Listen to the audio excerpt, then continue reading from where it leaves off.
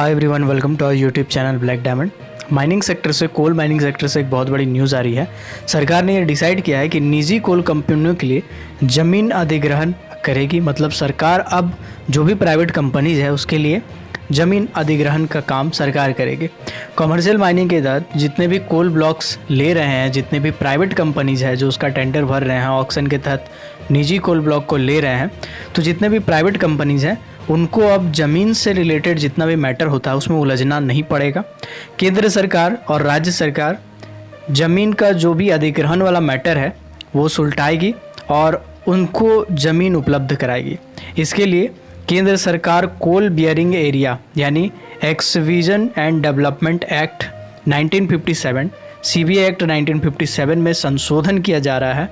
इसके तहत संसद में चालू मानसून सत्र में केंद्र सरकार कोल बियरिंग एरिया यानी एक्सविजन एंड डेवलपमेंट एक्ट संशोधन बिल 2021 राज्यसभा में पेश किया है।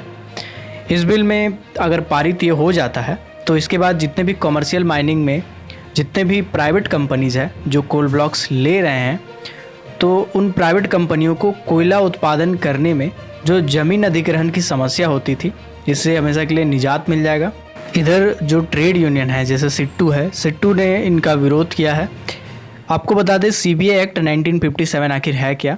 तो इस एक्ट के तहत जो सेंट्रल गवर्नमेंट है उनमें कोयला के लिए उत्पादन के लिए जो ज़मीन अधिग्रहण होता था उसके लिए केवल सरकारी कंपनियों और जो PSU होते थे यानी सार्वजनिक क्षेत्र के उपक्रम होते थे उनके लिए कोयला उत्पादन करने के लिए सरकारी ज़मीन जो है वो मुहैया कराती थी। लेकिन अब वो ऐसा नहीं है। अब इस संशोधन से ऐसा हो जाएगा कि जो सेंट्रल गवर्नमेंट है और राज्य गवर्नमेंट है, राज्य सरकार है, वो दोनों मिल के जिस भी प्राइवेट कंपनी को कोल ब्लॉक जहाँ भी आवंटन किया जाएगा कॉमर्शियल माइनिंग के तहत, उस कोल ब्लॉक्स के लिए जो ज़मीन संबंधी मैटर होता था वो सभी मैटर सरकार अब निपटेगी।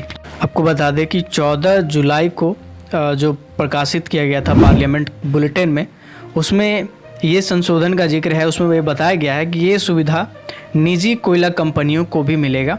कॉमर्शियल माइनिंग के तहत जो भी कोल ब्लॉक्स लेने वाले होंगे उनको इन संशोधन का लाभ मिलेगा।